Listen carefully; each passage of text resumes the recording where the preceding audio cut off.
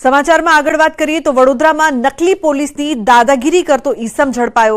ફતેગંજ વિસ્તારમાં પોતે પોલીસ હોવાનું કહીને વેપારીઓને ધમકાવતા નીતિન અગ્રવાલને સયાજીગંજ પોલીસે ઝડપી પાડ્યો છે।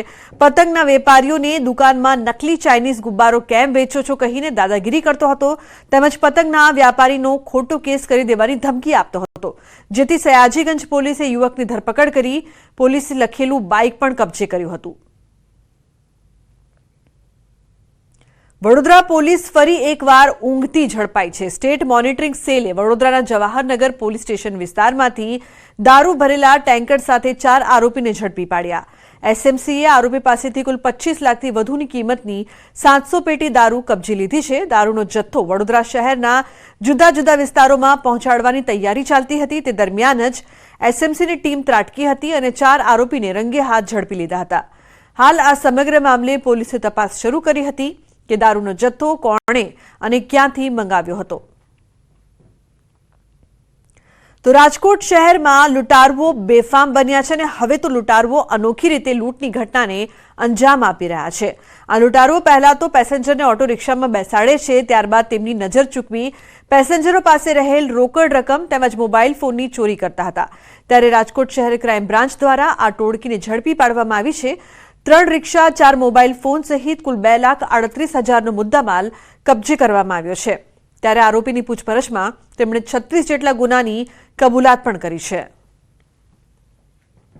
લોકોની એક ગેંગ છે કે જે ઉલટી ઉપકા કરવાના બહાને આજુબાજુના જે પેસેન્જર્સ હોય એને ડિસ્ટર્બ કરી તેઓનું ધ્યાન ભટકાવી અને પછી તેમના ખીચામાંથી મોબાઈલ તથા પાકીટમાંથી પૈસા ચોરી લેતા હતા। તેના આધારે ડિકોય ગોઠવીને ક્રાઇમ બ્રાન્ચની ટીમ દ્વારા 4 આરોપીઓની ધરપકડ કરવામાં આવી છે। સમાચારમાં આગળ વાત કરી વલસાડની। વલસાડના પારડીમાં સાડી પર દુષ્કર્મ આચરનાર આરોપમાં બનેવીની ધરપકડ કરવામાં આવી છે। આરોપીની સાસુએ પારડી પોલીસ સ્ટેશનમાં આ અંગે ફરિયાદ નોંધાવી હતી। ફરિયાદના આધારે પોલીસે આરોપીને ઝડપી લીધો છે। આરોપ છે કે આ શખ્સે પોતાની સગીર સાડી પર એક નહીં અનેક વખત દુષ્કર્મ આચર્યું અને 6 મહિના સુધી સગીરા પર અત્યાચાર કર્યો। ફરિયાદમાં ઉલ્લેખ છે કે મૂળ અંકલેશ્વરની સગીરા પોતાની બહેનને ત્યાં અભ્યાસ માટે પારડી આવી હતી। સગીરા પારડીમાં જ બહેન બનેવી સાથે રહેતી હતી। આ દરમિયાન બનેવીએ તેના પર નજર બગાડી હતી।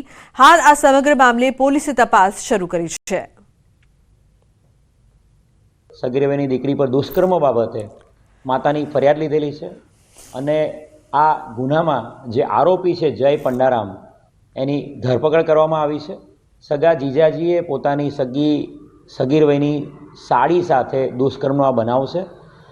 ગુનાની ગંભીરતાને ધ્યાને રાખીને કલમ 376 ને પોક્સો મુજબ ગુનો દાખલ કરવામાં આવ્યો છે।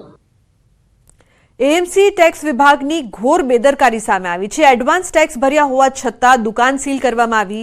સિનિયર સિટીઝને વિડીયો જાહેર કરીને રોષ ઠાલવ્યો। એડવાન્સ ટેક્સ ભર્યો હોવા છતાં એકમ સીલ કર્યું। બિલમાં 120 રૂપિયા ક્રેડિટ હોવા છતાં એકમ સીલ કરવામાં આવ્યું। એડવાન્સ ટેક્સ દર વર્ષે ભરેલ છે છતાં 1.5 લાખ જેટલો વેરો બાકી હોવાની નોટિસ પાઠવવામાં આવી। સુભાષ બ્રિજ પાસે આવેલી દુકાન સીલ કરવામાં આવી તો સિનિયર સિટીઝનની વ્યથા વિડીયોના માધ્યમથી બહાર આવી છે।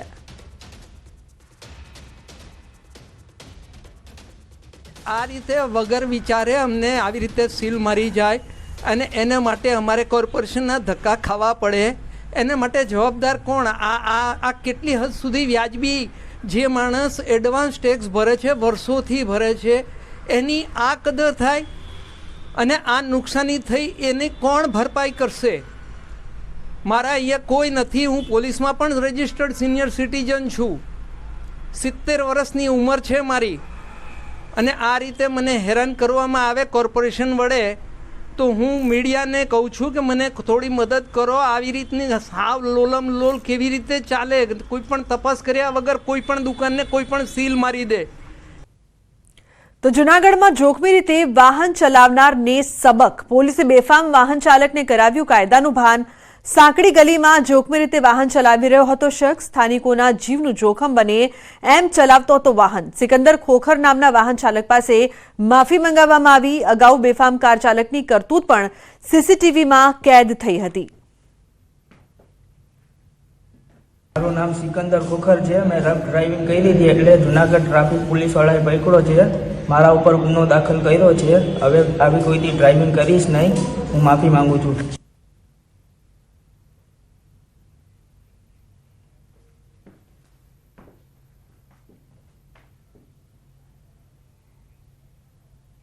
તો હવે વાત કરીશું ગુજરાત ટુ યુએસ ઓપરેશનની.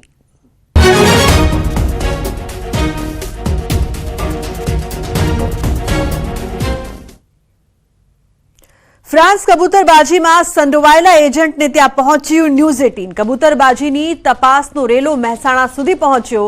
કબૂતરબાજી મામલે સીઆઈડી ક્રાઇમ બ્રાન્ચ કરી રહી છે તપાસ. મહેસાણા જિલ્લાના 2 કબૂતરબાજોના નામ પણ ખુલ્યા છે. કડીના ચંદ્રેશ પટેલ અને સાલડીના કિરણ પટેલની સંડોવણી હોવાનું સામે આવ્યું. ન્યૂઝ 18 ગુજરાતીની ટીમ કિરણ પટેલના ઘરે પહોંચી. એજન્ટ કિરણ પટેલના ઘરે તાળા લાગ્યા. કિરણ પટેલ વિશે કંઈ પણ કહેવા સ્થાનિકોનો ઇનકાર.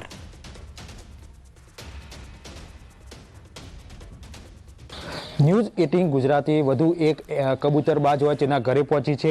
મહેસાણા તાલુકાના સાલડી ગામ ખાતે ન્યૂઝ 18 ગુજરાતીની ટીમ પહોંચી છે. ઉલ્લેખનીય છે કે મહેસાણા જિલ્લામાં 2 જેટલા જે એજન્ટો હોય છે તેમના નામ ખુલ્યા હતા. ઉલ્લેખનીય છે કે જે દુબઈથી એક પ્લેન હતું તે નિકારાગુઆ જવા નીકળ્યું હતું, પરંતુ ફ્રાન્સ ખાતે ઈંધણ પુરાવા માટે ત્યાં ઊભું રહેતા જે ફ્રાન્સ સરકાર હોય છે તેના દ્વારા તેના સામે કાર્યવાહી કરી હતી અને ત્યારબાદ તે જે ચાર્ટર પ્લેન હોય છે તેને ભારત મોકલવામાં આવ્યું હતું. ત્યારબાદ જે તપાસ હોય છે તે તપાસ કરવામાં આવતા ગાંધીનગર સીઆઈડી ક્રાઇમ બ્રાન્ચને અનેક જે ખુલાસા હોય છે તે થયા હતા. આ મામલે હાલમાં જે સીઆઈડી ક્રાઇમ બ્રાન્ચ હોય છે તેમના દ્વારા 14 જેટલા જે એજન્ટો હોય છે તેમના સામે કાર્યવાહી પણ આરંભવામાં આવી છે. ત્યારે મહેસાણા જિલ્લાના 2 જે એજન્ટો હોય છે તેમના નામ પણ ખુલ્યા છે. એક છે ચંદ્રેશ પટેલ, જેઓ કડી ખાતે રહે છે, જ્યારે બીજા એક છે કિરણભાઈ પટેલ કે જેઓ સાલડી ગામના વતની છે. હાલમાં ન્યૂઝ 18 ગુજરાતીની ટીમ સાલડી ગામ પહોંચી છે, પરંતુ આ મામલે જે ગામજનો હોય છે તે કંઈ પણ કહેવા તૈયાર નથી. જે કિરણભાઈ પટેલનું જે મકાન છે તે હાલ બંધ હાલતમાં જોવા મળી રહ્યું છે. સ્થાનિક લોકો કેમેરા સામે નહીં પરંતુ એમ જ કહી રહ્યા છે કે જે આ કિરણ પટેલ હોય છે તે દિવાળી સમયે પોતાના પરિવાર સાથે 1-2 દિવસ આવતો હતો, બાકી તમામ જે દિવસ હોય છે આ ઘર બંધ રહેતું હતું. ત્યારે સીઆઈડી ક્રાઇમ બ્રાન્ચ દ્વારા હાલમાં 14 જેટલા જે એજન્ટો હોય છે તેને લઈ કાર્યવાહી આરંભી છે અને આગામી દિવસોમાં વધુ ખુલાસા થાય તેવી શક્યતા જોવાઈ રહી છે. કેતન પટેલ, ન્યૂઝ 18 ગુજરાતી, મહેસાણા. સમાચારમાં આગળ વાત મુંબઈની ડોંબીવલી નજીક ટાઉન હોલ ખાતે બિલ્ડિંગમાં આગ લાગી છે. બિલ્ડિંગમાં 7મા માળે આગ ભભૂકી. આગે અન્ય માળને પણ ઝપેટમાં લીધા. બિલ્ડિંગના 3જા માળ સુધી રહે છે નાગરિકો. તમામ રહેવાસીઓને સુરક્ષિત બહાર કઢાયા. ફાયર વિભાગની ટીમ ઘટના સ્થળે પહોંચી છે. શોર્ટ સર્કિટના કારણે આગ લાગી હોવાનું પ્રાથમિક તારણ. તો ખૂબ જ ભીષણ આગ જોવા મળી રહી છે મુંબઈના ડોંબીવલી નજીક. ડાઉનટાઉન બિલ્ડિંગમાં આગ લાગી હતી અને આગ છે તે ભભૂકી ઉઠી હતી. 7મા માળે આગ ભભૂકી ઉઠી. બીજા પણ જે ફ્લેટ છે તેને પણ આગે ચપેટમાં લીધા. જોકે બિલ્ડિંગમાં રહેતા લોકોને સુરક્ષિત બહાર કાઢવામાં આવ્યા છે. ફાયર વિભાગની ટીમ ઘટના સ્થળે પહોંચી છે અને અન્ય જે વિસ્તાર છે તે પણ આગની ચપેટમાં આવી ગયો છે. દ્રશ્યો પરથી અહીં જોવા મળી રહ્યું છે કે આગ કેટલી ભીષણ છે. જોકે તમામ લોકો અત્યારે સહી સલામત છે, તેમને બહાર કાઢવામાં આવ્યા છે. બિલ્ડિંગના 7મા માળે આગ લાગી હતી, જે બાદ ભયજનક માહોલ જોવા મળ્યો. અફરાતફરી મચી ગઈ, પરંતુ તમામ લોકો સહી સલામત બહાર કાઢી લેવામાં આવ્યા.